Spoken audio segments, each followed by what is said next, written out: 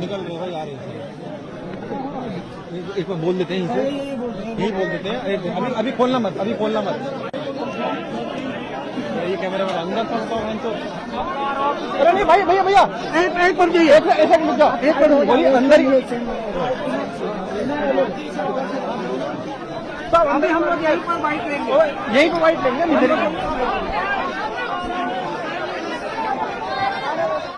अभी हम जुनैद के घर को आए हैं, उनके परिवार वालों से मुलाकात की है और पूरे देश को ये बात जानने की जरूरत है कि जुनैद के छह औलाद हैं और जुनैद का एक बड़ा भाई है जो दिमागी तवाजुन ठीक नहीं है, उसके 7 बच्चे, उसकी भी जिम्मेदारी जुनैद पर थी। तो एक जुनैद की हत्या से 13 बच्चे यतीम हो चुके हैं, 13 बच्चे यतीम हो चुके हैं। और ये जितना भी आप इसका कंडेम करें वो कम होगा। और अफसोस की बात यह है कि राजस्थान की जो पुलिस है और हरियाणा की पुलिस, वो इन तमाम गुंडों को, क्रिमिनल्स को, टेररिस्ट को खुली छूट दे दी है कि वो आते हैं मेवात में और लोगों को मारते हैं, पीटते हैं, उनको उठाकर लेकर जाते हैं। जुनैद और नसीर को जो किडनैप किया गया था, उसी वक्त गोपालगंज पुलिस स्टेशन में जाकर इत्तला दी गई, कंप्लेन दी गई। अगर वो फौरन हरकत में आते तो शायद आज वो जिंदा रहते। अभी उनके परिवार के लोग हमको बता रहे थे कि फिरोजपुर झिरका का जो सीआई है, वहां की जो पुलिस है, वो तो पूरा इस गैंग के साथ मिली भी है। और उनके परिवार के लोग ये भी बता रहे हैं कि जिस गैंग ने जो 6 एक्यूज जो है, जिनको एलिज एक्यूज है, एफआईआर में नाम है, वो इतना मारे जुनैद और नसीर को, ले जाकर पुलिस स्टेशन में जब उनको दिए तो पुलिस ने इनकार कर दिया उनको लेने से। तो उसके बाद वहां से 170 किलोमीटर दूर ले जाकर उनकी गाड़ी, जली हुई गाड़ी और जली लाश मिली। आप बताइए कि फिर ये क्या हो रहा है हमारे देश में? आखिर कब तक बीजेपी ऐसे गैंग्स की सरपरस्ती और उनको पॉलिटिकल पैट्रोनेज देगी? कितने लोगों को आप, कितने बच्चों को बेवा करेंगे, कितने बच्चों को यतीम करेंगे? आखिर रूल ऑफ लॉ कहाँ है? अरे खुले हथियारों के साथ फिरते हैं, यूट्यूब पर गोली चलाते हैं, वीडियो डालते हैं, सिल्वर बटन मिलता है, फेसबुक पर वारिस का जिस्म दिखाया गया, उसके बाद वारिस मर गया तो हरियाणा की पुलिस ने कहा कि एक्सीडेंट से हमारा परिवार कहते हैं कि उसको मारा गया। तो ये तो ओपन एक मर्डर है और इसको अगर आप जेनोसाइड भी कहेंगे तो गलत नहीं होगा। इसको रोकने का एक ही तरीका है कि हरियाणा और राजस्थान की पुलिस और यहाँ की लीडरशिप जो है, यहाँ के चीफ मिनिस्टर, हरियाणा के चीफ मिनिस्टर, इनको रोकें, इस गैंग को पकड़े, इनको जेल में डालें। भारत, सुनिए, भारत में किसी को इख्तियार नहीं है कि कोई हथियार लेकर जिसको चाहे गोली मारे, जिसको चाहे पकड़े। ये विजिलेंटीज है जिसको ये विजिलेंटीज है जिनको खत्म करना जरूरी है, वरना रूल ऑफ लॉ खत्म हो जाएगा, अदालत को ताला डालना पड़ेगा, पुलिस को रिटायर करना पड़ेगा अगर नहीं रोका जाएगा तो। क्या नहीं है? आप अंदर हमको बताया गया कि आकर शराब पीकर मेवात के लड़कियों को छेड़ते हैं, जब किसी ने रोका तो वो बच्चे अभी जेल में है, जेल में है वो। 3 दिन हो चुका है, 2 स्टेट की पुलिस है, राजस्थान, हरियाणा, नहीं पकड़ सकते क्योंकि इन जालिमों को, इन टेररिस्ट को पुलिस का और पॉलिटिकल लीडरशिप का पैट्रोनेज है।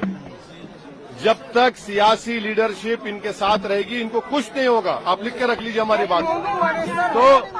तो क्या कहा आपने? देखिए आपको फर्क दिख रहा है, मुझे कोई फर्क नहीं नजर आ रहा है। जहां पर मुसलमानों की बात आती है, जहां पर गौ रक्षक की बात आती है, सब के सब एक हो जाते हैं। अगर गोपालगंज की पुलिस को जब कंप्लेन दिया गया था, वो फौरन हरकत में आते तो वो बॉर्डर क्रॉस नहीं करते, उसको रोक लिया जाता। अरे सुनिए, ये उसको पॉलिटिसाइज वही लोग कर सकते हैं जिनमें इंसानियत मर चुकी है।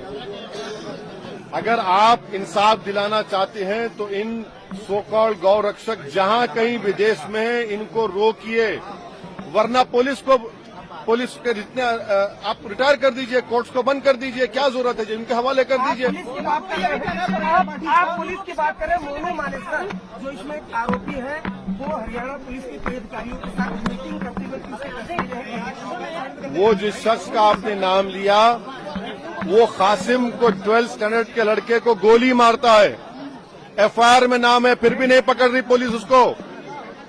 जिसका आपने नाम लिया, उसने वारिस को पकड़कर उसके वारिस के मुंह से खून बह रहा था, फेसबुक पर लाइव किया, उसके बाद डिलीट कर दिया। ये तमाम सुनिए, ये